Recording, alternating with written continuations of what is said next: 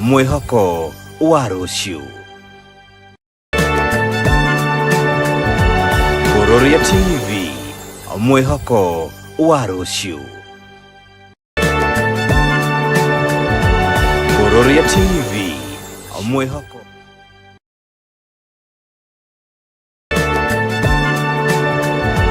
Kuroria TV, mwihoko wa rũciũ. Athacio monya mweroreri wa Kuroria TV gakunyita ugeni muthenya wa umuthi guku ni gwa Kuroria TV Studios na twina mugeni tu muthenya wa umuthi uria arekitie ukorwo agikinya no nguririkanie agikorwo ndura subscribe thini wa YouTube channel yitu itikira ko subscribe thini wa Facebook, make sure that no wa follow na twina direct ya mwanya makiria na twina mugeni uria arekitie ugikinya guku tukorwo tukiraniria nake twaranirie nake tukimuria atuire ku nikiekaga na hihiri ena mubango uriku thini wa bũrũri wa Kenya no mbere ndayo ta mutugo ni tumunyite gani uko gwitu atugeithie na agitwire kuria umire ri andu marauga atia. Karibu sana Mapangalee. Thank you my brother. Karibu sana. Asante. Yes, thank you. Thank you. Kamera wandi yako. Thank you. Tasaliviana hapa. Mwiroreri wa Kuroria TV jitagwo Elias. Elias Njeru is my full name. And I'm happy to be here today. Yeah. Yes. Karibu sana Kuroria TV Studios. Asante. Na unasikia mambo iko sawa? Uko sawa. And congratulations. Thank you. These are milestones. Yeah. And I'm happy for you. You are one of my friends. Wenye nimeweka karibu sana. Wewe get ready. You are one of my mentors. I can't mentor me. So you are one of my mentees that I'm so happy about. Nagakena muno nagashokeria Ngai ngatho ni haria gukinyete. Yeah. And I'm praying for you and I'm wishing you all the best. Lakini kabla tuendelee nilikuletea kitu. I have two gifts for you. Let me start with this one. Nataka uifungue. Ukishaifungua I'll tell you what it is and what it symbolizes. Ndio gift. So nafaa nifungue saa hii. Because I'm happy for you. Na nafurahianga kuona vile unaendelea. Na leo as your elder brother kuna maneno nitakwambia. Unafanya hadi ni teteweke bana. Unajua kutoka wakati nilifungua hii nini studio ndio ndarehero nikiheo na moto. Wacha kuogopa, fungua vizuri. Guys, are you ready for this? Unaogopa nini? Yeah. Fungua. Guys. Usiogope, usifikirie. Wow.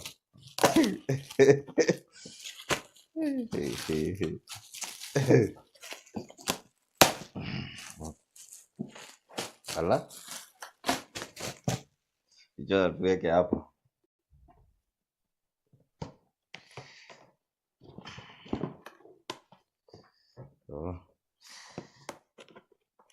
Hapa nikitoanisha. Hata ukilala tu sawa. Wow. This is wonderful. Hey.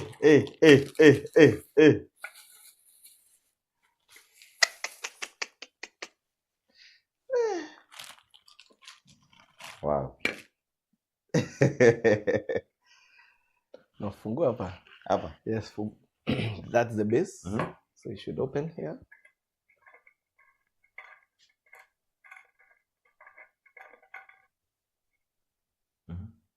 Later. Shikilia nikufungie so that you see what it is. Ukiacha utajifungia vizuri kabisa. Because you are good brother to me. I want to tell you something. Indeed, I didn't know. And because you are my mentee, you are one of my mentees. Let's just keep it there as it is. Yeah. Yeah, nishikilie hivyo. Yes. Wow. That's a globe. It shows you where you are. This is Africa. Yeah. And you are one of the talented guys that we have around. I pray for you that you'll go to all the 7 continents of the world. Amen. And anytime ukijia kazi, unaambia Mungu, my next continent should be this one. You are in China. Yeah. So you've been to Asia. The other continents, pray to God every day when you get to the office that you go there. Nakuombea sana, your vision is quite limited. There's much that you can do. Sure. You can go very far. Yeah. And therefore, don't just be limited to where we are now. Not Ruiru, not the Kikuyu dialects, not even Kenya. Go far. Amen. Go far and wide. That is my prayer for you. And that's what your big brother wishes for you. Wow, thank you so much. So hiyo wekele kwa ofisi yako, wekele hapo kwa meza. Nona muthi negwiciragia atiriri. Ofisi yako nikingigirira haha uguo. Ngeciria ndehe ona njigirire kama hwa hau. Ona ngie ngorirwo nda my producer atiriri. Acha twekire iga kama hau hapa. Ngai nagũkwarageria. Nyuma roho-ini. Aya. So when you're opening the office to manage kukuja, this thing I bought back then. Na when I saw the vision that you have, this is what I thought. Yeah. That you should go very far in life. Nikwambie my next country. UK. Tutaenda kwa na wewe. Thank you. Now I've told you I have 2 gifts. The second gift in here. Hii na suspect. He's kweli kama ni president. Nimeona huko hakuna ya president. Unavaa kuweka. Unavaa kwa na picha ya rais. Wow.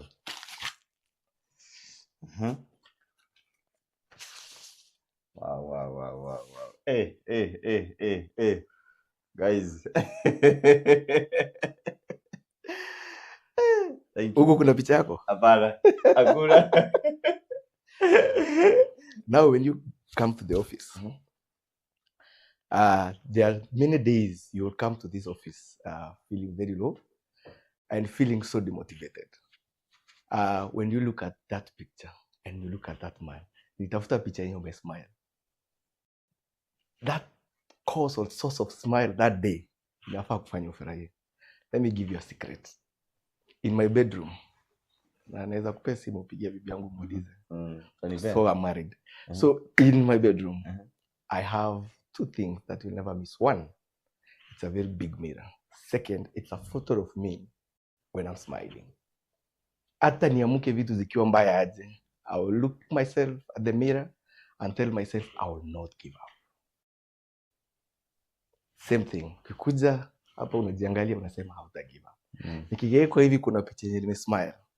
Knowing how good I felt that day when smiling and how happy I was, I will not let anything weigh me down. Yes. So those are my 2 gifts for you. Wow. Thank you so much.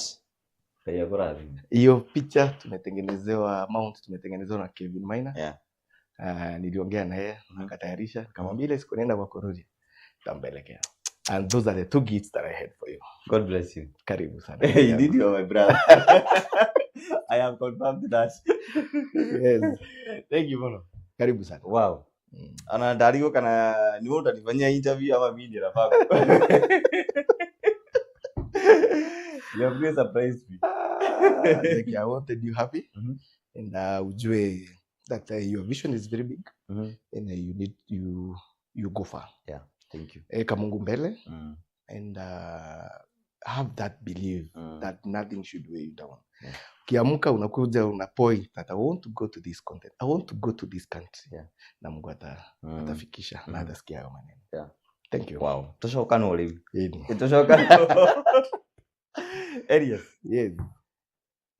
I don't know makujaja hiyo because need akorora dona a very different person.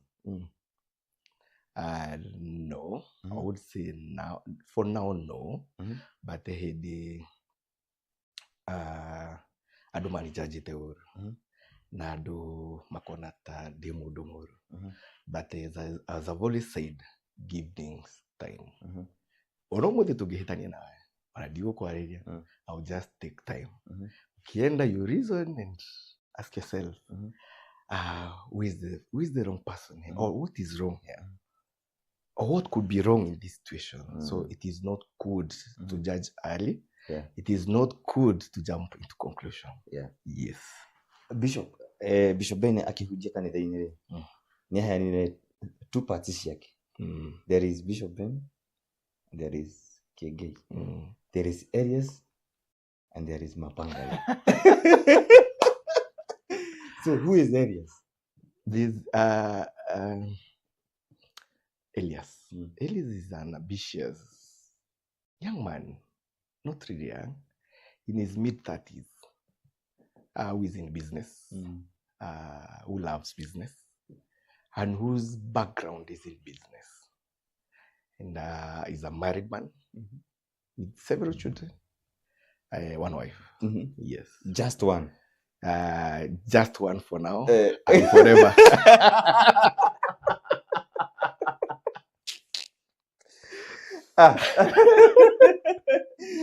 For now and forever. For now and forever. Yes. I found that whatever I was trying was not working or would not work. And therefore I resolved it is that way. Na ushaifikiria labda I need to try again? No. There's time for everything. There was time for that. There's time now to get focused. Right now, whatever takes 100% of my mind, it's my business, it's my family, and I should even have started with my spiritual life. It is my spiritual life, it's my family, it is my business. That hiyo peke yake, and nothing much. So I don't think it's something that I can give it a try. Nilichoka. Yes. Sisi tunajua Mapangalee. Was it last year? I know. Last year, but one. Right now we are talking of 1 year, 7 months. In fact, it's almost 1 year, 8 months because we're in July. Kwari kiroko 5 in the morning. Nido kiragaiwa thimo. Na angalia message WhatsApp. Naambiwa angalia WhatsApp. Angalia WhatsApp. Umeona chezeli sasa. Kaza na nipigia na niambia. Kurudia. Ground, Naona modo wanyukilieka. It caught so I was also caught by surprise. Just like anyone else. Let me tell you. Just like anyone else. Mimi nilikaza. Nipigia ELIAS safari ya tena yeye. Hata ungenipigia ungenipata. I know my friends used to call me and they can tell you. Wako wananipata. But it was one of the things that have changed my life. I think it was intended to be that way. Not that I think. It was intended to be that way. Hebu tuelezee scenario. Unajua kuna ile the picture. Now it is in the morning. Umeamka hata sijui kama ulikuwa umelala, I don't know. And then ELIAS the whole country. Una trend. Imagine. It was a very tough situation. In fact, one of my friends near Mpigia, I had lost my phones. That I had 2 phones. That night I lost the 2 phones. So I rushed to a friend and I told him, call mom, call Bishop, call my PA and tell them that things are not okay. There are things I can't explain, but I don't have I didn't have the phones. So na wife, I was in Nakuru, my wife was in Nairobi. So na yeye bado ulisema apigiwe? Sikutaka kwanza apigiwe, na sikutaka kwanza before we knew how things are and the way the whole situation was. But I knew in the morning, hata nikisema apigiwe ashaona. So wenye nilitaka kwanza apigiwe ni wale watu wenye najua ni wa karibu na mimi. And you need to have true people around yourself. So I needed the first people around me kwanza, because I'm in Nakuru. When wako Nakuru na maybe when wako huku would know how the situation is kwanza wajue. So nikasema wapigiwe. When I went back to that place in the morning, that's when I found one of my phones. In fact ilikuwa chini imekanyangwa na watu wenye walikuwa hapo, nikaichukua. Now unfortunately it was not working. So nikaichukua nikaipeleka kwa fundi tu hapo town. That was around 7:30 am. Hata sijajua anything mimi. 7:30? Yes. Kufungulia simu hivi sasa vile imetengenezwa. That's when I started receiving phone calls. Unapata nikiwa kwa simu naona inaingia. So yes, nikataka kujua ni nini. But sasa before sasa wakati unaona hizo messages hakuna kitu ina run on your mind? Of course I knew there was some vurugus and all that. And nikasema I knew there's something, but I didn't know the extent of all those things na vile ziko, and the exaggeration that was there, and the people who were behind all that, to make it look so bad and to make the situation turn against me and to make everything fall apart about me and to make sure that maisha yangu imeisha. But there's God in heaven. And so we were at that point when I was telling you, nikapata simu and I filed so many calls. Niliweza kupiga simu. So the people that I called, they told me the truth. Wakaniambia, there are people, wameshikana, everything is online, everything is edited, there was a story. But in fact, this story I've never shared with anyone. And I've never allowed myself to talk about that. So I think these are very special interview, and I will not even talk about it. No. But unajua tunakuwa na vikao na marafiki, and people want to ask you, and how? Naambianga no. This is one of the things that I have two questions, serious. One. Giko kiu tu ni rede. No enwe wa ikire. No, really. There's that part what I did, and it was not to that extent yenye ilikuwa. Let me tell you, people have disagreements, people fight, but I'll tell you, most of the fights that happen and most of the things that are happening, it is not you or your partner. There are people behind you, there are people behind your partner. Hata hizi vita unaonanga mingi sana siku hizi, it is not you versus the one that you're fighting. It is the group behind you and the group behind the one that you're fighting. And therefore, at any point, they will always try to do each other. Kuna mwenye anataka iko exaggerated in this way, kuna mwenye ata finance ifanyike, because let me tell you, the whole story changed my life in one thing. I came to know my friends. I came to know how cautious I should be, and it created me friends who are true. After that, I switched off my phones, nikatoka na gari, but I was online. Nakuwa na ruta fulani kwa gari, so I'm always online. I knew the first thing yenye nitatafutwa nayo ni simu, so nikatoa SIM card, nikabaki nikiwa online. So nikiwa online, I would see the things, the trendings, and nikakuja na gari mpaka Naivasha. I found that online, nikaangalia tu, nikaona kuna mtu mwenye amepeana hata namba ya gari yangu. So I left my car in Naivasha, called someone, a taxi guy, to bring me to Nairobi. When I came to Nairobi, I didn't let people know that I'm in Nairobi. I just called one friend who has proved to be a true friend. Alikaa na mimi throughout that time. Tulipika na yeye kwa kichaka. Yes. I left this place and I knew that the history iko sana kwa Wakikuyu. Huku ndiko siku hizi kuna vita mingi sana, sisi ndo tunapigana sana. So I left for Kajiado, but I didn't let anyone know where I am. So mtu akiniuliza uko wapi, I knew I don't have friends now, because all this, it was out of our friends. And sorry to say that, and I will advise you, because you are my younger brother, be very careful with the people that you call friends, and especially right now that you are doing well. Right now that umefungua hii studio, usifikirie wenye umekuwa nao they are very happy for you. They will pretend to be happy, but they are not. Be very careful. I've done a lot of business. I've built businesses. Some zimeanguka, zingine zimesustain, only to realize that at some point when I was rising, I was not careful with whom I'm keeping around. What have you learned about life? A lot. Hii sasa inasikia kama mimi ni mwalimu.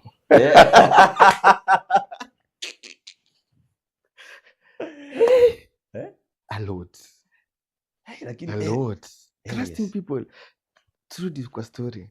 So we went to Kajiado. Day 1 in the evening, my friend had to leave to go and prepare his family and tell the family that I will not be around. I want to stand with my friend. So amekuacha huko Kajiado. Ameniacha sasa Kajiado. That was on Friday at night. Akakuja kuambia familia yake that he is with me and how things are. Because hata he had to switch off his phones. Because kuna mtu alikuwa tu anajua ni yeye. I will tell you his name. So he came and told his family when now he left me. Akakuja nikabaki. At that night, I'm still online. I can see how my friends are posting. Some people are recording calls of my friends calling others. I'm receiving screenshots of WhatsApp groups za nyumbani. Where I come from. Okay. The people wenye tumesoma na wao. And I can tell you, like 90% of the people I wished that and thought maybe my life has come to an end. At that point, I felt like I should commit suicide because I don't know how to handle that situation. Sasa uko peke yako huko? Niko peke yangu. Also, I got to a certain BNB na huko. Nimeingia hata sikuwa na nguo, ni aliniletea ka t-shirt. And I thought of taking away my life, but I remembered my children. I remember my wife. The businesses that I've built. And I felt encouraged and I felt that I should live for them. And others who depend on me. So I sent my bishop a message on WhatsApp. Kaambia askofu. Askofu nasikia kujinyonga. Askofu, I'm feeling like everything has come to an end. So my bishop told me. And nikamuuliza, is this how you feel when... My bishop told me. And these are the words. He told me, Elias, you just have to be strong. Those words encouraged me. Elias, you just have to be strong. And those words, nakwanga nimezimark. Nikajipa nguvu na nikasema. Yes, nikajipa nguvu. So I contacted a few friends. I knew here now I would need money for upkeep when I'm away and all that. My family needed to be sorted, so I called 2 dear people. One of them is very supportive, he's outside the country. I told him, now, if Wairimu calls you and tells you that they need anything, jua ni wewe. If ukiona nimekutumia ka bill or anything, jua sasa ni wewe. And he never failed me, and another one that I can't disclose, and another one. 3 people. 4 people now, and another one now. Elias is my good friend. Elias. Sasa scenario yote imehappen, umeenda Kajiado, umejificha. Haya, the wife now. Receive news aje? Alikupigia simu, alikutafuta? Online, I texted her, told her, don't worry, I'll be okay. Let's just pray about the issue. My mom, tuongea na WhatsApp call. Nikamwambia wasishtuke. I'm praying, let them pray, and everything will be okay. In fact, she traveled the same time. She came to my place to stay with my wife and encourage her. So your mom? Yes. Okay. She left home that time when she received the news, and she came now when we were talking. She was there at home. Tukiongea kwa simu wakakaa au wakakuwa naomba nyumbani kwenye niko with my friend, tukakuwa tunaomba, and I felt encouraged and I knew there is a way, and I felt we'll overcome this. So unajua kuna ile message ya mom, wife amereceive the first message yenye yeye alikuwa encourage ama alikuuliza ulifikaje hapa, ama alikuwa anajua historia wife? She had in my previous interview she had a hint there was someone, and she was also praying that all those shenanigans ends, and it wasn't a shock that there was someone, but the shock was what happened, because and whatever people said happened, because for us we've never fought, we've never had issues. Yeah, so turudi pale sasa niko Kajiado. Life tukaonelea Kajiado inaweza kuwa mbaya, so my friend told me, so unaona uko na mandevu, hata usizinyoe, let's look for a place where you can camouflage. So tafuta mahali kuna waria. So we moved from Kajiado to South B. South B we stayed, we cooked. Sasa mnatumia gari yake? Tunatumia gari yake. So at South B tukapika, but sasa tukipika tukasikia marafiki zangu wameanza kushikwa. Kuna wale wenye walishikwa, and some of them from that time they become so dear to me. Wakashikwa kwa ndani and all that. Wengine so many stories, and I knew who is financing, so I'm able to get information. Ameongezea hii pesa, huyu ameshikwa, huyu ameongezea hii pesa, huyu ameshikwa, and it's all in the circle. And that's why I've told you to be very careful. Nataka tumalize hii story so that they tell you more about ELIAS. Because it's not all about that. My friend, mpaka wa leo anakuanga na gas kwa gari yake. He bought everything that alitoka akaenda supermarket. Akaniletea t-shirts, hoods, akanunua gas, akanunua majani, akanunua kila kitu, sufuria. Kwa South B sasa. Sasa alinunua tukiwa South B. Hiyo wakati wenye tumepika tukuweza kukula, so si tukatoka. I knew that, and this is one thing about me, that if I have a situation that is so bad, and if there's something that is so hard on me, the only thing I can do to overcome the situation is to face it head on. It is to face the situation, head on, deal with it, face it head on, and God will give you a way out. Usipotele. Because at some point, there's a friend who is in Dubai. He had organized how I would go to Dubai. And the moment waliniambia through WhatsApp, nimetuma jamaa wa cruiser, they will pick you, they will take you to the borders. They were so determined that I joined them, but I didn't find it hard, knowing that I have a family, I have people to take care of, I have business to take care of. God will give us a way, as long as wewe mwenyewe unajua that this is not what you did. It's just exaggerated. And I don't know, I don't like going back to those stories. And so tukatoka South B. Tukajua sasa ni kwenda. Because that during the day hatukuweza kukula already, sasa tukaenda tukasema hizi tutapikia na huko kwenye tunaenda tutapita. Nikiona watu wakiongea, I knew. Akasema wewe ameshikiwa wapi, sijui tumeshikwa. Sisi tulitoka vizuri na tukaenda tukapitia njia za vichaka. Tukajipata Elementaita. Elementaita ile unasikianga tulipikia kwa msitu ni hapo. With my friend tukaweka gari sasa hapo, tukijua tuko kwa kichaka, prepared our meal. Sasa tukakula tukijua naenda kujipeana. One thing I knew is that sitaenda peke yangu. I need to have my wakili. So I called my wakili and told him I'm coming. Madi penye tutapatana, and it's only my friend and wakili wenye walikuwa wanajua ukweli. So others will tell them, niko Pangong. Unaona nikisema niko Pangong, unaona kwa mitandao, ameshikiwa Ngong. Najua mnafikiria niko Ngong. Kuna mwingine niliambia niko hapa Hill. Niko hapa Radisson Blue. And I'm meeting some people so that we decide in the next less than 10 minutes ilikuwa ishapostiwa niko hapa Hill. So I could monitor. When I give this one wrong information, is delivering the same information. And the only person with the right information is my wakili. And the person sasa mwenye tuko naye. In fact, one of my closest friends, nimwambia niko Tatu City kwa certain BNB. a certain blogger posted immediately. So you can imagine if these people are the people that I was telling the truth. Managed to go there, managed to face everything. Kapelekwa na wakili. Ukajipeana sasa? Nikajipeana. Police station gani? Ilikuwa Central Police Station.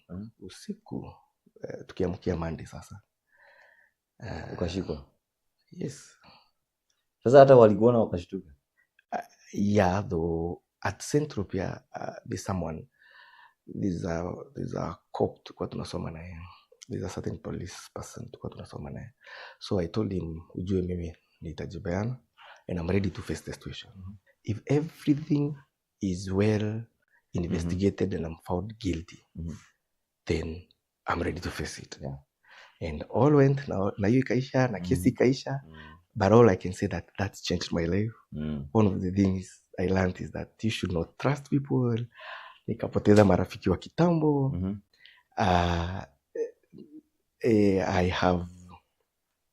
I made new friends. And now I know. Hapo nilipata rafiki. That person is called. Nataka kujua jina. Yeah.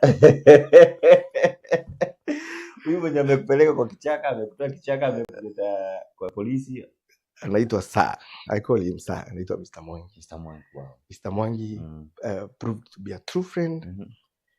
Alisimama na mimi sana that time and even afterwards so that I could stabilize. Kuna mahali ilifika nikakuwa siko poa mentally. I had to go for a therapy. I was almost giving up on my businesses and other things. I needed a lot of encouragement. And here we are. Everything went back to normal. Life is moving on well. Yeah. Businesses zimerudi. So kesi imeisha? Kesi ilisha. Haikumaliza 5 months. There's some cooperation that was required that was not found.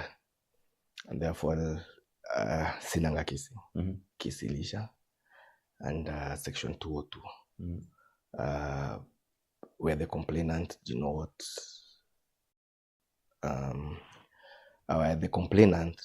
not comply. And wewe achana na hizo. Jua kesi ilisha na ikaisha. That is na hakuna vile inaweza rudi. But kuna message umeniambia Bishop alikuandikia. Just Elias. You just have to be strong. Those are the words. Bado nakuanga nazo kwa akili yangu. Yes. No iwaga ngoro-inĩ yaku ta ũhĩtĩirie mũndũ? Yeah, my wife. If it weren't for my kurukaruka, maybe singejipata. And therefore that was wrong. And I corrected that. Do you regret? No. I've learned one thing. Kuna kapost nilikuwa nimeweka juzi nikauliza watu, what do you regret about? You know, I wanted to tell them something that I've learned not to regret about an institution. Whatever happens for a reason. Some of the things are to teach you. Some of the things are to correct you. Some of the things are to take you back to where you're supposed to be. And therefore, I've learned not to regret. I've learned not even to feel bad or remorseful about issues. Accept whatever has happened. In fact, I've been telling my friends, anything that happens, the first step to correction is acceptance. Atukubali hivi ndivyo situation iko. Hivyo mimi nilijua Mapangalee na ikaisha. Hata sio issue. Let's move on with life. Hii ngoma ya Mapangalee, ukisikia Mapangalee. Let's go to other issue. Now, at first, nilikuwa naichukulia personal. Mtu akuja nisikie Mapangalee or something. Initial stages. But when I accepted, and I knew this is not something that I can wake up one day and say, atiishe. Haiwezi. So you just accept it. And the reason as to why we are losing people even mentally. Unapata mental health issues zimekuwa mingi sana. It is because people don't want to accept the situation. Unaona leo ukioa na uache kesho, kubali. Wow. Mbona utaki tuendelee hapo? Yes.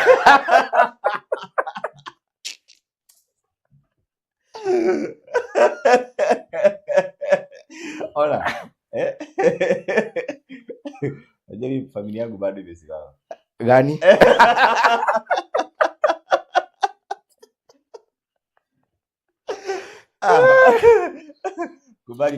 Kubali matokeo. Sasa ukienda uambiwa na daktari uko na huu ugonjwa, for you to live long, first accept. Ukienda uamuke upate gari yako haiko, first accept. Hivyo ndivyo iko. Ati hata ukitafuta penye uliacha hautaipata. And feeling to accept has led to so many. Unapata mtu ameamua sasa potelea kwa pombe. Mtu ameamua sasa atakuwa navuta bangi. No, accept vile iko. Broken relationship, accept. Lost businesses, accept. You lost gadgets the other day. Kwa nini umenunua zingine? Hauko hapo kushindwa ukituambia ni hii ilipotea, nichangie ilipo. Accept. And move on. Yes. So the emotional Elias. Do you still talk to her? I don't know. And I don't think I'll ever. But I've never wanted to discuss that.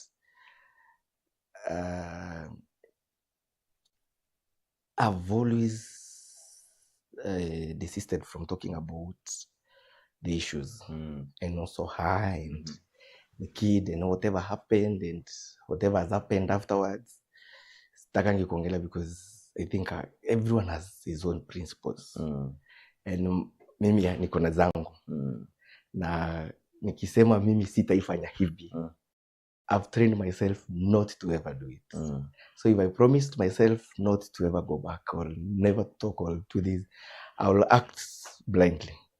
I told you I'm only focusing on myself, focusing on my family, focusing on my businesses and my spiritual growth. Wow. Yes. Thank you so much. Marero wito goshiria niraiwa rona wa mundu wito ELIAS MAPANGALEE na kitu kile ndathoma nake ni ati ni kitu kama huwezi control achana naye. Kama ikubali. Yes. Kama huwezi control we kubali. No, then you move on with life. Yes. ELIAS, you're so connected to JCM Church. Yes. Na thutha muno ni tukuona in the front line mwena Bishop Ben. Before JCM, ELIAS ya ahanagate.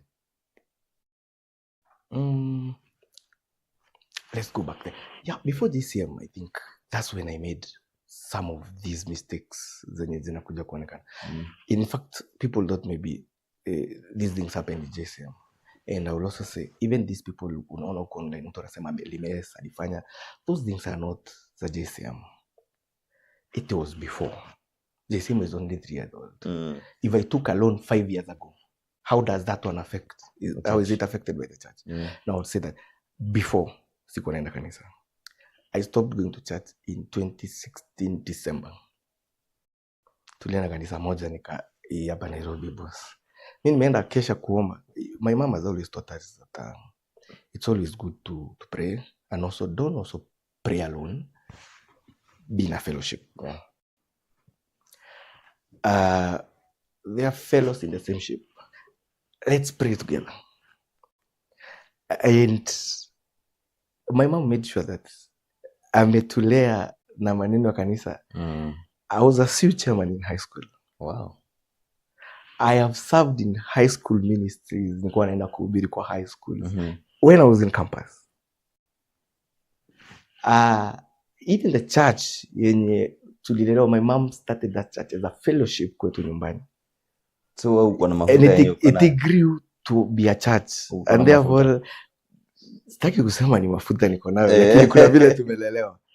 And one of the person who cheers me a lot and a person who is always concerned when I'm not in church is mom. In fact, jana siku manage, juzi Sunday siku manage kwenda church. And mom ikifika saa 8 saa 9 alikuwa amenipigia niuliza mbona sikuoni kanisa. TV yake inakuwa JCM TV on Sunday. Because that's what she believes in. And personally, some of these things we've come to overcome. It is out of the prayers that was She's a person who wakes up every day to pray. And she will mention my name and my siblings. And therefore, alikuwa nasikia vibaya sana vile siendi kanisa. Between 2016 na JCM 2023, all those years sikuwa naenda kanisa. Mimi ilikuwa Saturday nimetoka job, nipige sherehe kidogo, niende nyumbani, ama nichelewe kidogo niingie asubuhi. Sunday wende uchukue familia. Sunday ni watoto. Ama nina hangover kidogo mpaka maybe saa 4 saa 5 tutoke turudi jioni, Monday turokie kazi. And I did that for some years. And I didn't find it fruitful. I didn't find it worthwhile. But JCM imekuchange sana. There are places I used to go that I cannot go right now. Nijaribu time moja. I think 2023. Nijaribu kwenda place kwa nanga kitambo, nimevaa kofia na mask. Just ndevu. Hizi ziko huku. So hata ukivunika na mask zinaonekana. Mtu kwanza kunisalimia pale niambia, Elias, umekuja huku na nilikuwa na kanisa. Usiniulize ni wapi. So it has changed me. Not much about that because some are personal decisions. Getting a moment to pray. Kajairi realize the moments that really carry me in church. It's the moment to pray and the moment I praise. Sijakwambia, in primary school, my mama alikuwa ametuandikia nyimbo zote za kitambo. Tulikuwa tunakaa naye kitchen. From 7 to 9 before tulale. As she prepares food and other things, yeye juu nyimbo ziko kwa kichwa, sisi lazima tungekuwa tumeshika kitabu.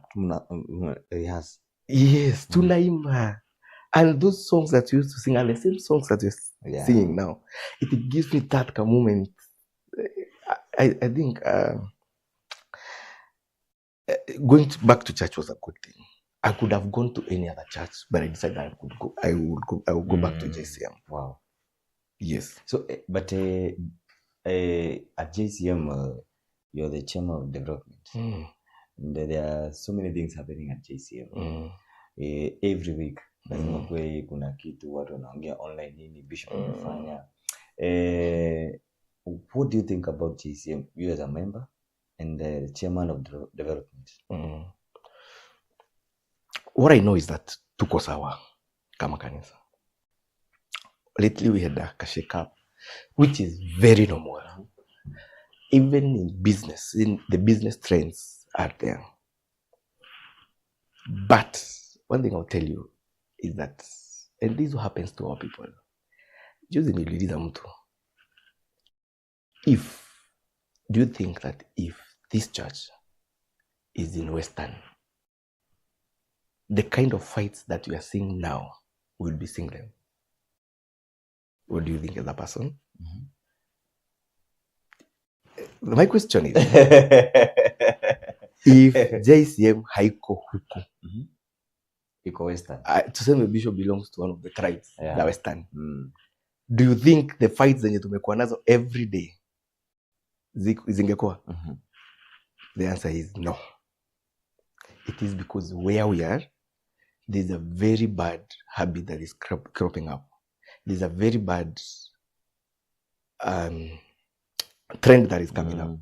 As we are fighting anyone who looks successful. And as I've told you, unaona hii studio yenye umefungua, you need to evaluate your friends. And you need to be careful when you're doing the evaluation. Because the scheme of your downfall is just around you. Maybe ni mimi na vile nimekuletea hii gift. The scheme of your downfall is not far. If you just look around, you'll find the scheme of your downfall. And therefore, those things are happening.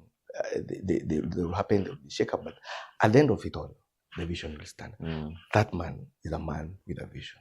Bishop Ben. Yes. Apart from going to pray, apart from going to worship, apart from going to praise and have that connection with my maker, it's a vision that I feel I should support and have supported. And I know he's going. Have you ever given up on supporting the church? Bishop? I know, not even a single time. There's a lot that was going on. Juzi tumeanikwa angauya lisha next. Ndio hata kisi nilikuwa nikuulize huwa naona maybe mtu akitoka wanasema na Dream Church. That is bullshit. Let me tell you. As young people, we get excited so much. And you can't blame the church that is 3 years for mistakes that one did 5 years ago. There's no connection to the personal problems and the church. Some of they are all my friends, so I would not pinpoint on this and say this one did, no. But there's one common thing. Look at what is the cause of that person's downfall.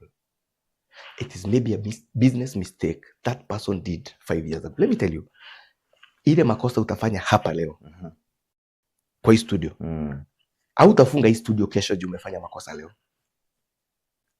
Hautafunga hii studio next month juu umefanya makosa leo.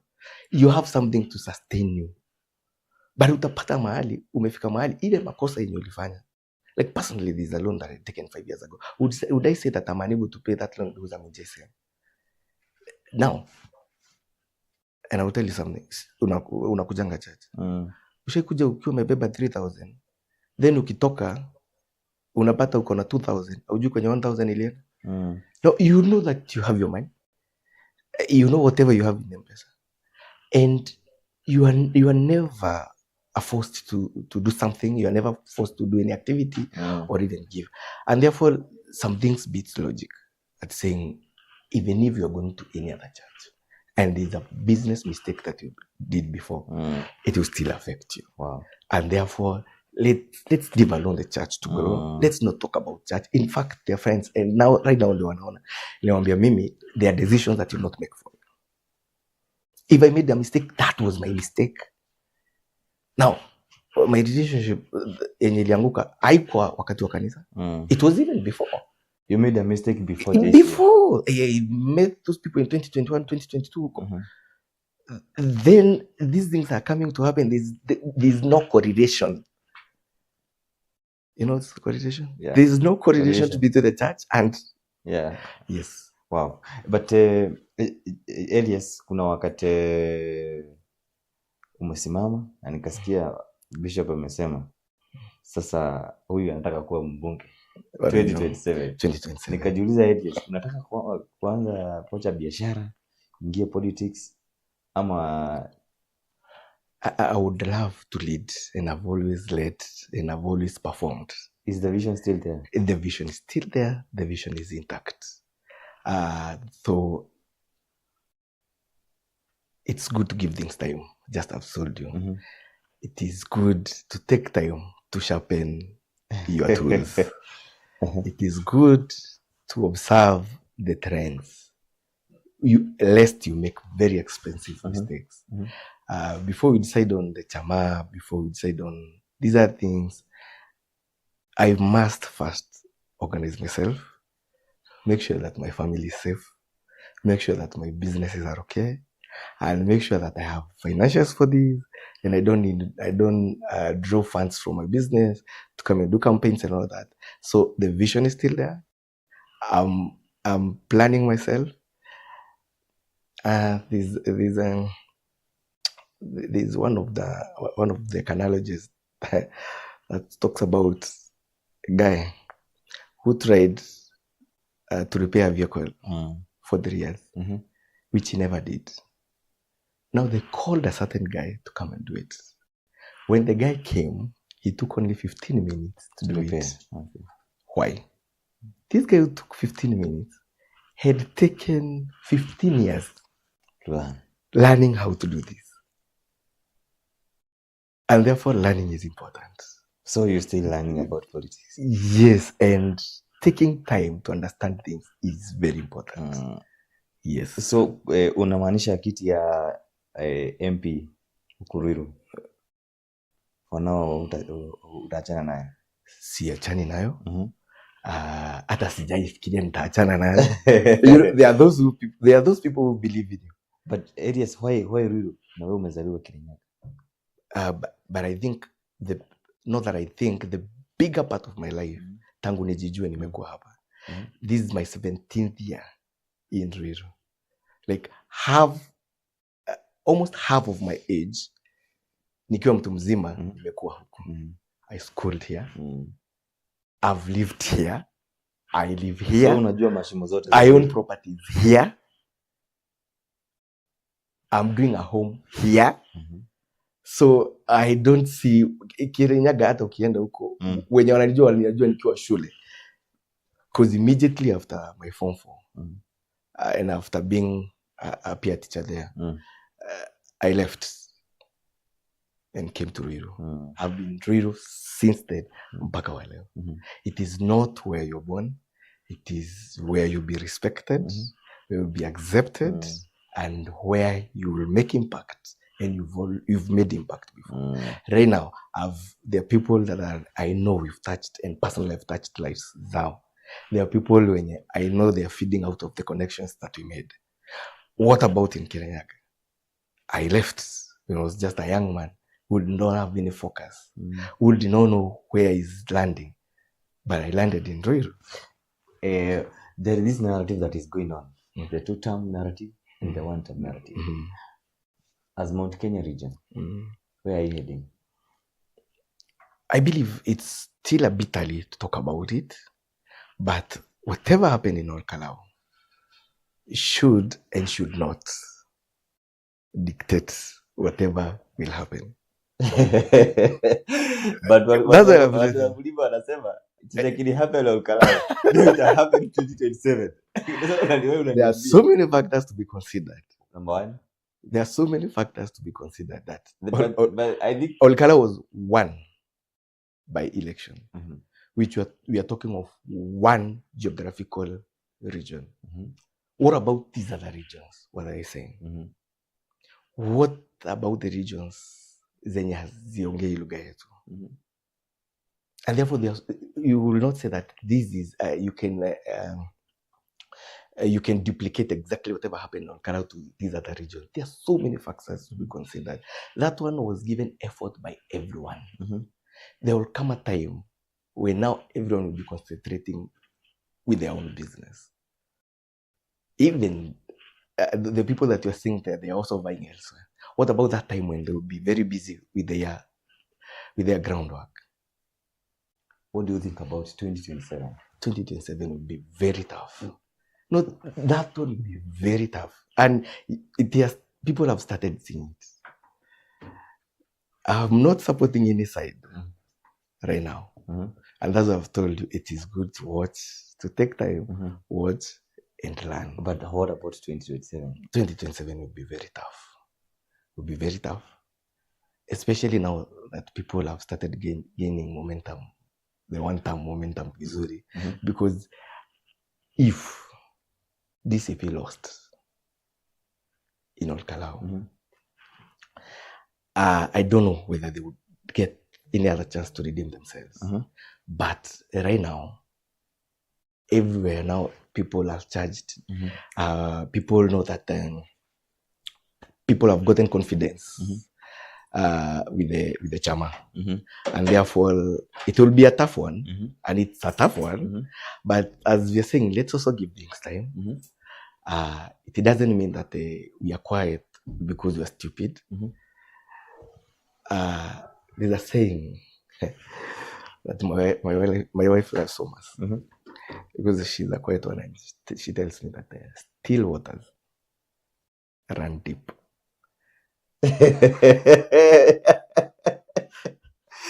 Unaona mahali penye unaona pametulia hivi. Ukichunguza sana, mahali maji imetulia sana, that's the deepest part. Hadole mai maholi ni wako hadi kufyu.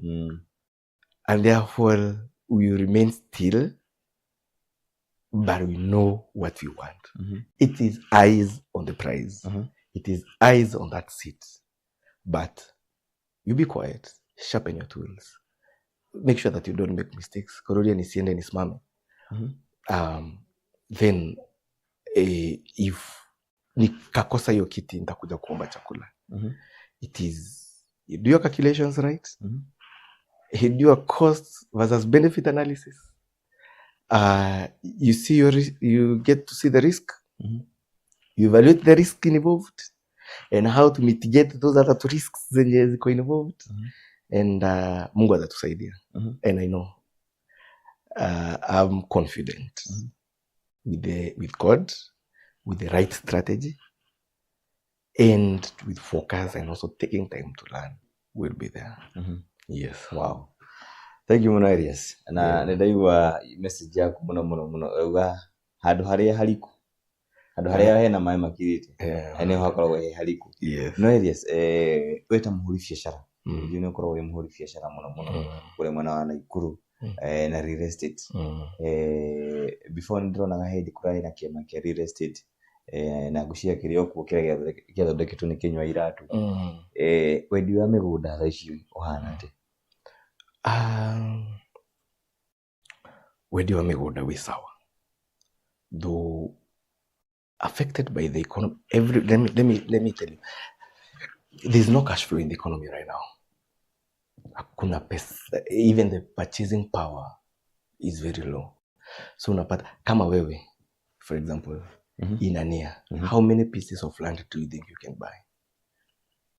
Around talk of one or two in a year. Kama ni simu unaweza kuwa maybe unanuanga simu after every 2-3 months juu ya kazi yako.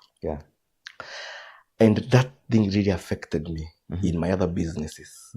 When I focused much on real estate, I had to close down other businesses. The business is affected. Economically, every business is affected. So I would say the real estate is also much affected by the economy. And the focus and the intentions of a person. We'll one day come and talk about business, business life cycle, and the focus that one has, like the focus that I have as the director, and the motive that I have. I've seen several real estate companies before. Maybe their intention is to come, you collect money, you close down, and go. I'm proudly telling you that I've been that business consistently now for the last 5 years. I have never missed to be in Nakuru even on a single week. Like every week in the last 5 years, lazima niende kazi. Why? My motive is to deliver. Those people, even when we've delayed maybe to process some documents on that, they'll still find me there. And they have a lot of confidence. We don't event tulikuwa nayo juzi. Sisi planned an event of 150 people. We were shocked. We were over 400 people. And the project is kwa tunafungua, with 50% allocated people. We won the confidence of our people and our customers. And before this year ends, you'll have seen so many other things about the company. This is just about engineers, land and property. Engineers is known even on my socials. The first thing I do is I post engineers, land and property. Engineers in Nakuru, we are almost hitting 1,000 mark of the titles delivered, and we shall be celebrating that. And we shall celebrate it with 1,000 people holding their titles. Tupe namba ya simu yangu ya kampuni. Ya kampuni 0723 0723 777 555 0723 777 555. Na kuna namba ingine which is bado 0748 777 555 0748 777 those are our two official numbers za kampuni. Mashamba Nakuru, Gilgil kona Gilgil ndo tulikuwa tuna launch. We have a new project in Gilgil. We have a project in Subukia. We have a project in Solai. We have a project in Ngata. Tuko na project 3 Njoro. Hapa Njoro juu na kule chini. wali kunaitwa Pwani na naishi. We have very nice. I posted a video leo nikikuja, jana tumekuwa huko kwa shamba. Leo nikikuja kuna mtu ananiambia we have over 150 plots that we're launching in Njoro. For 350,000 only. Mahali penye ukitaka kujenga leo unaweza jenga. 1.5 kilometers kutoka kwa lami. You know, I've always Reno, the kind of investment that I want our people to have is where they are gaining value.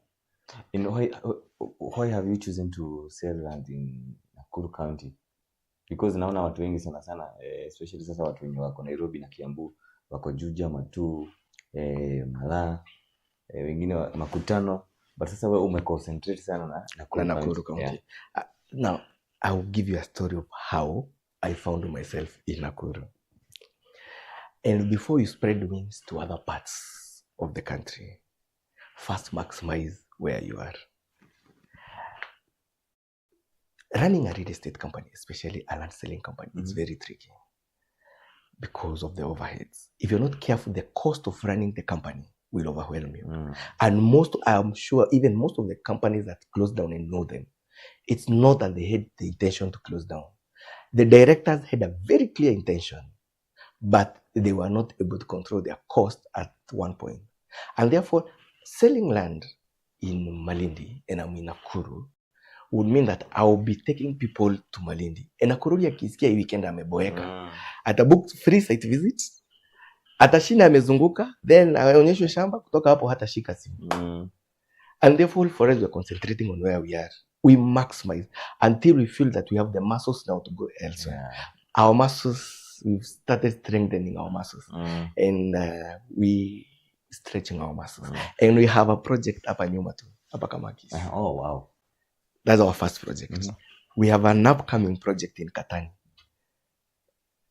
Nyuma ya Gateway Mall na hapo, we have a project that will be fencing. Hii hapa nyuma tushamaliza kuweka gate, tusha fence. It's going at only 1.75. 1.75. Mali unaweza jenga sasa hiyo, kuna maji, kuna stima, it's gated na yote ni fence. So mimi natoa 1 million. Hiyo shamba pia tumenunua na iko na title ready. 1.75. Wewe ni ndugu yangu. Unafaa unipromote hata ununue 1.8. Lakini nitatoa hiyo 50 kwa juu nikupe na 1.7. And that one you'll get your title deed within 14 days. Wow. Yeah, hapa. Now I'm talking I was telling you now about the project hizo za naishi na Pwani. We are selling at 349. That is 350,000. And kuna moja tumeweka, kuna kitu tunakuja kufanya very soon before the year ends. We'll have an event in one of the projects which is 700 meters from Pwani Center. And a very good project. Zingine kama za Njoro mahali kunaitwa Piave. We are selling at 750. Mahali pia unaweza jenga saa hiyo. Yeah, Subukia and Solai, we are selling at 230,000. Okay. Yes. Wow. Thank you so much, Elias. Tunashukuru sana. Karibu sana. Wewe umefanya niongee Kiswahili kwa interview. Uko ndakati twali kule. Wewe twala kike kule. Twale damnya message. Now start spreading your wings, as you have said. Yes. Utaenda huko UK unataka kwenda. Uende kuongea Kikuyu. Yeah, ukweli. Someone told me, Elias, na mbona upendi kuongea Kikuyu na unataka kukua mbunge huyu? And I told, hata nikienda bunge, nitaenda kuongea Kikuyu? Hapana. So unataka niende nikutetee ama nikuwe na msaada wote kwa Kikuyu? It is good for us also to do what? To accommodate diverse. Yes, and also be diverse. And also know that sio kila mahali utaenda uongee lugha yako. Ni vizuri hata ujifunze zingine. Unaelewa? Kuna wale watu wako online, the online darlings. My online babes. Yeah. Hebu ongelesha hapo. Nataka niwaambie, those are my people. And online darlings came out of this situation. And our situation kalipoisha nikasema now that I feel that I have a lot of love to give. I will give to my online darlings. And yeah, ikakuwa and we are almost forming a group now. Yeah. Oh wow. Yes, there are so many. Utawaona. Angalia comments. Online darlings ni wengi sana. Angalia uone vile wanasema, vile wana flow. Yeah. So it's just something to share love online. Yes. Wow. So Elias, tukimalizia, kuna swali nilikuuliza. What do you think about life? About life generally? There's so many things about life that we can talk about. One, we can talk and say that life is spiritual. I can quote another book that I read in Itangwa, The Power of Positive Thinking. We can talk about a book by John Mason that I love so much. Younger imitation is limitation. Out of all these things that you've learned, that will make life. But whatever will shape your life, it is your mind. And whatever you feed mind yako na. Kama vile tulisema situation ikikuja unafanya nini? Wow. Unakubali. Whatever you think about life? Yes, no. Like I've said that whatever your life will be directed by your mind. Yeah. So whatever you feed your mind with, that is what you become. Wow. If a situation is bad, tulisema ufanye nini? Ukubali. Yeah. You accept the situation. Yeah. Whatever you feel, if you tell your mind, like, no, there's another analogy I was reading another day. And I say that, and I know people know about that analogy. That a certain young man wanted to kill himself by freezing. It's there in the books. By freezing himself. So na steamer. Kwa fridge. Yeah, kwa fridge, okay. So that guy akajirusha kwa freezer. But akijirusha akasahau kuwasha the switch. The switch, yeah. And then the freezer akiruka ikabaki some space. So this guy had air. But he was found dead. So what killed the guy? It is the fact that he had told his mind, I'm dead. And I'm going to die. So whatever you feed you feed your mind with, that is you. Yeah. And that's how your life will be. In fact, kuna kitu nilikuwa nataka kupost juzi. Nimekuwa na kazi kidogo hivi unapewa watu unapata. I have 3-4 guys I know very talented. But these guys wameshindwa kufanya kazi siku hizi juu ya pombe. And that is one of the things that I feel imeturudisha nyuma sana. As Mount Kenya region. Yes, na watu wetu. You know, and I asked one of them juzi, alikuwa anafanyia kazi like 2 months ago. He did a very excellent job. But I had to struggle a lot to make sure nimemkalisha. Ukimlipa kidogo mwachilia akienda kunywa hatafanya kazi. And therefore I wanted to understand what exactly is the problem. Kama tukakaa mahali. Mimi unajua bibi alienda takanyi nione watoto. My first question was, ukikunywa unaonanga watoto? And therefore kwa mind yake alisha feed that lazima kunywe aone watoto. Hiyo situation imeondokea. Na haiwezi. But ukikubali useme hii ilifanyika and let me focus on building myself. We'll have a topic on building ourselves. After the downfall. Especially when it comes to marriage and relationships. Yes. After the downfall. Or after everything has fallen apart. What next? There's still hope. And building yourself will carry so many things. And the first of them, and the first thing will be accepting the situation. Wow. That carries a lot of weight. Accepting that hii imefanyika ni sawa. Kurudi umeenda hivi, umetegwa, umejipata umevunjika kidole, umeambiwa hii tukate. Sawa. Accept. Hautaishi hapa ukilia, ukiomba, ukisema ufanyiwe nini sijui nini. No, accept. Then we move. I think that was our take home word for today. Yeah.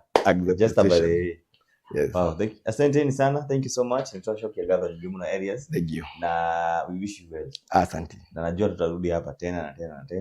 Especially when it comes to life experience, marriage experience, and even the relationship experience. True. Especially in our Mount Kenya region. Na kuna kitu umesema about the alcohol. Yes. The young people wenye wanapotelea unawapea mtu kazi, kesho hawezi ingia kwa sababu kesho hawezi ingia. true. It is bad. And the situation is bad. The situation is bad. And we've lost so many talents. We've lost young people. Yeah. But I believe the solution will still be found. If we become serious on whatever we are doing and focus, the solutions will be found. Wow. Yes. It is Tukiriki. Yes. And a producer can get it now. This is our new studio. Yes. Yeah. Nimependa sana. Na Giriki tuliyojorage mungeni hapa. What do you think about Kuroria TV? Nipei club.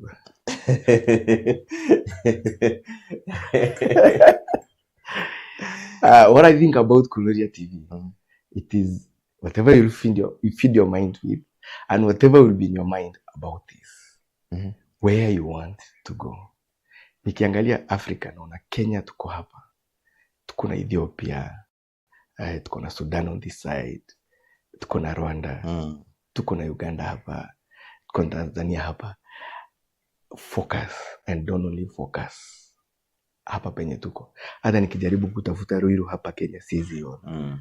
And therefore you are in a very small part with a very big potential. Mine is to pray for you, encourage you, and correct you as a brother. Keep on telling you there are things that you need to avoid, the things that you also need to do, the things that you need to pray about, and remaining focused, and you'll be there. Yes. And I pray for you a lot. Wow. Yes. Thank you so much. Na to shoki gather wingi muno na tumana ELIAS Mapangalee woko wa Kuroria TV Studios. Kuruwe murure wetekira ukorowe twirorera hau uguo twandikire comment section otwandikire hau uguo twire feedback yaku ikuhana kana feedback yaku ni iriku no wende tucokie ELIAS ya harigi akorwo kiaria maundu maingi muno na jino tukumucokia no makiria mothe nitucokie gatho nyingi muno kuri waturera mwena wa Facebook, mwena wa YouTube, mwena wa TikTok. May God bless you. And remember, ELIAS atuirati, whatever that you feed in your mind is what you will become. ELIAS, shiwosha kushia mwisho na mbele yako ni wenu. Thank you. Mwiroreri wa Kuroria TV, I'm grateful for taking your time to watch us. Kwa comment section tuandikie topic yenye unataka to discuss next ni gani. Yenye itakuwa na watu wengi, we shall discuss it. We shall discuss about it. Ukitaka to finalize about Mapangalee, ukitaka to finalize tuseme maneno ya kama tumesoma ama tujasoma, ukitaka to focus on business, I'm a business graduate. And there's a lot that we can talk about. There are so many topics. And we shall talk about it. Yeah, sure. Thank you so much. Asanteni sana. Thank you so much. See you next time. Bye-bye. Kuroria TV.